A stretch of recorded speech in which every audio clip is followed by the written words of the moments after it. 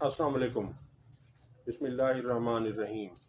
Rabbi इश्रह ली सदरी व यस्सिर ली अमरी वहलुल उक़दतम मिन लिसानी यफ़क़हू क़ौली। आपके सामने 4-5 ख़बरों पर बात करेंगे। पहली ख़बर ये है कि इमरान ख़ान साहब ने अडियाला जेल से सदर आरिफ अलवी के नाम पैगाम भिजवाया, जिसमें उन्होंने कहा कि मुझे सदारती रिलीफ लेने की कोई ज़रूरत नहीं। इमरान ख़ान साहब ने सदारती रिलीफ लेने से साफ इनकार कर दिया है। उनका कहना है कि मुझ पर कायम मुकदमात जितने भी हैं, चूँकि ये सब झूठे हैं, इसलिए मैं इन मुकदमात में अदालत से लड़कर अपना फ़ैसला लूँगा। तो उन्होंने कहा कि मैं किसी किस्म की रियायत नहीं लेना चाहता। आरिफ अलवी साहब के पास याद रहे कि वो इख्तियार होता है कि वो जिस मुलजिम को चाहें उसकी सज़ा माफ़ कर सकते हैं। तो इमरान ख़ान ने कहा कि मुझे सदर आरिफ अलवी से कोई इस्तेहकाक नहीं लेना, कोई रियायत नहीं लेनी, मुझे अपनी सज़ाएं माफ़ नहीं करवानी। अगली ख़बर है कि इस्लामाबाद हाई कोर्ट में गुमशुदा बलोच तलबा की बाजियाबी का मामला था, जिसमें अदालत आलिया ने निगरां वज़ीर आज़म अनवारुल हक काकड़ को आज से पहले भी 2 से 3 मरतबा बुलाया, मगर वो हाजिर नहीं हुए। आज वो अदालत आलिया में हाजिर हुए और जस्टिस मोहसिन अख्तर कियानी साहब के रूबरू पेश हुए। वहाँ उनका जस्टिस साहब से मकालमा हुआ, जिसमें उन्होंने कहा कि यूएन का भी एक तरीक़ाकार है, यानी यूएन पूछती है। उन्होंने मिसाल देते हुए कहा कि यूएन पूछती है, आप मोहसिन अख्तर कियानी हैं, क्या आप लापता हो गए हैं? इस पर मोहसिन अख्तर कियानी ने कहा कि क्या आप मुझे ये कह रहे हैं कि मैं जबरी तौर पर लापता हो जाऊंगा? इस पर निगरान वज़ीर आज़म ने कहा कि मैं मिसाल दे रहा हूँ, चले मैं अपना नाम ले लेता हूँ। उसके बाद निगरान वज़ीर आज़म ने कहा कि बलूचिस्तान में जबरी गुमशुदगी के मामले में पूरी रियासत को मुजरिम बनाना दुरुस्त नहीं है। ये बात वो ठीक कह रहे हैं, क्योंकि जिन लोगों ने कुछ किया है सिर्फ उन्हीं को मुजरिम ठहराया जाना चाहिए, पूरी रियासत तो इसकी मुजरिम नहीं हो सकती। वज़ीर आज़म ने मज़ीद कहा कि बलूचिस्तान में इस वक्त एक मुसल्लह जिद्दोजहद है, एक अलहदा रियासत की तश्कील की कोशिश की जा रही है। लोगों को उनके नाम पूछ कर कत्ल किया जाता है। अगर आपका नाम चौधरी या गुज्जर है तो आपको कत्ल कर दिया जाएगा। मगरिब के वक्त साबिक चीफ जस्टिस को शहीद कर दिया गया। कोस्टल हाईवे पर लोगों को जिंदा जला दिया गया। उनका मजीद कहना था कि नॉन स्टेट एक्टर्स को भी बुरा भला कहा जाना चाहिए, उन्हें तो कोई बुरा भला नहीं कहता। निज़ाम में खामियां हैं। जो लोग जराइम में मुलव्वस हैं, बाज़ औक़ात उन लोगों को सबूत न होने की वजह से सज़ा नहीं दी जा सकती। ये बात उनकी दुरुस्त है कि हमारे निज़ाम में बहुत सारी खामियां हैं, हमारे कानूनी निज़ाम में, जिसकी वजह से बाज़ औक़ात मुजरिम भी बाइज़्ज़त बरी हो जाते हैं। तो इस पर काम करना चाहिए। इस पर किसने काम करना है? जो लोग हुकूमत में आते हैं उन्हें ऐसे कवानीन बनाने चाहिए कि जिससे मुजरिमों को फ़ायदा ना हो। जिसने जुर्म किया है उसे ज़रूर सज़ा मिलनी चाहिए। मगर दूसरी तरफ ये भी है कि कुछ लोग इन कवानीन का नाजायज़ फ़ायदा उठाते हैं और उनसे अपना मतलब निकालते हैं। जैसा कि 9 मई में बहुत से बेगुनाहों को गिरफ़्तार किया गया जो महीनों से जेलों में पड़े हुए हैं। अब आपके सामने है कि 9 मई का जो दिखाया गया था टीवी पर, उसमें तो 100-150 लोगों से ज़्यादा लोग नहीं थे। तो जो लोग भी उसमें इन्वॉल्व हैं उन्हें ज़रूर पकड़ना चाहिए, उन्हें कैफ़र किरदार तक पहुंचाना चाहिए।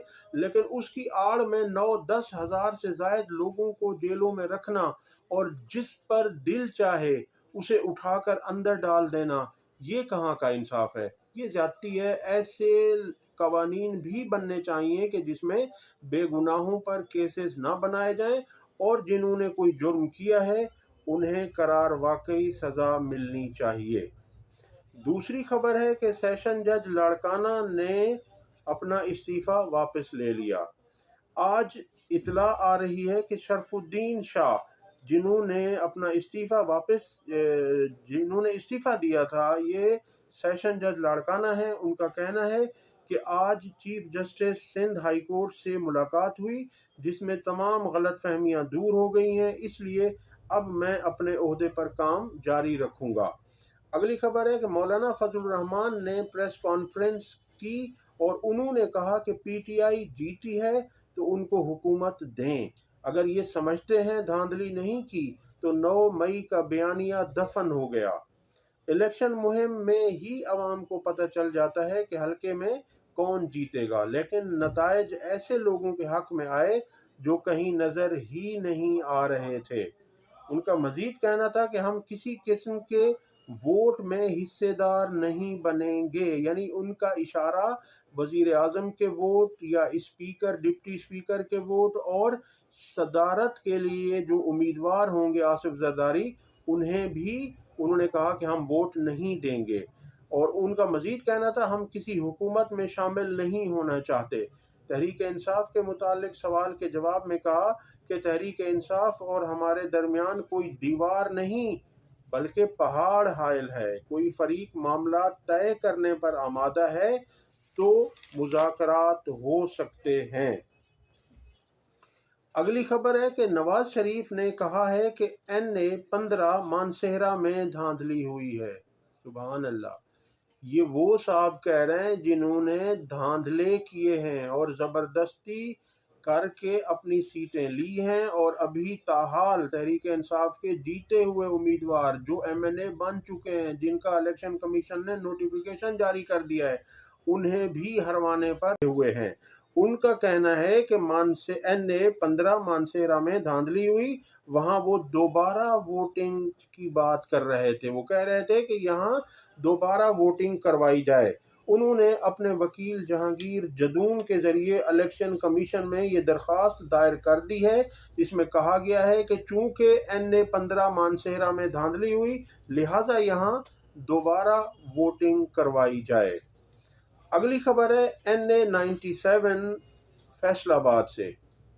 پچھلی ویڈیو میں نے آپ سے عرض کی تھی کہ NA-154 لودھرا میں تحریک انصاف کے امیدوار رانا فراز نون کو ہروا دیا گیا تھا اور ان کی جگہ کانجو صاحب جو نون لیگ کے ہیں انہیں جتوا دیا گیا۔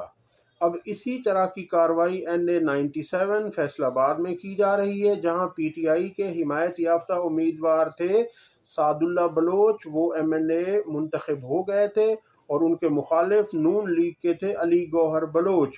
اب اس حلقے پر نظر ہے اور یہاں دوبارہ کاؤنٹنگ کروائی گئی ہے، اور یہاں بھی قوی امکان ہے کہ یہ پی ٹی آئی کے حمایت یافتہ MNA سعد اللہ بلوچ کو ہروا دیں گے۔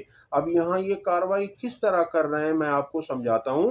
یہاں یہ دوبارہ ووٹنگ تو نہیں ہوتی، یہاں دوبارہ گنتی ہوتی ہے۔ دوبارہ گنتی میں یہ ایسا کرتے ہیں کہ جو جیتا ہوا امیدوار ہے اس کے بیلٹ پیپرز پر ڈبل ٹھپے لگا دیتے ہیں، ایک ایک ٹھپا لگا دیا جاتا ہے تو اس سے ان کے ووٹ خارج ہو جاتے ہیں، ان کے ووٹ ریجیکٹ ہو جاتے ہیں، ووٹ مسترد ہو جاتے ہیں، اور ان کے ووٹ پھر بڑھا دیے جاتے ہیں، یا ان کے ووٹ اتنے کینسل نہیں ہوتے، ریجیکٹ نہیں ہوتے نون لیگ والوں کے، جبکہ تحریک انصاف والے کے ووٹ ریجیکٹ ہوتے ہوتے ان کو اتنا ریجیکٹ کر دیا جاتا ہے کہ نون لیگ والا جیت جائے۔ اب لودھرا میں انہوں نے 14,000 کے قریب تحریک انصاف کے ووٹ ضائع کیے ہیں، ان کے ووٹ ریجیکٹ کیے ہیں، تو یہاں بھی ایسا ہی ہوگا، اور اس طرح سے یہ کر کے اپنی سیٹیں بڑھا رہے ہیں۔ اور پچھلی ویڈیو میں نے عرض کیا تھا کہ ان کی کوشش ہے کہ 8 سے 10 کم سے کم سیٹیں یہ مزید تحریک انصاف سے چھیننا چاہتے ہیں۔ اب تک کے لیے اتنا ہی۔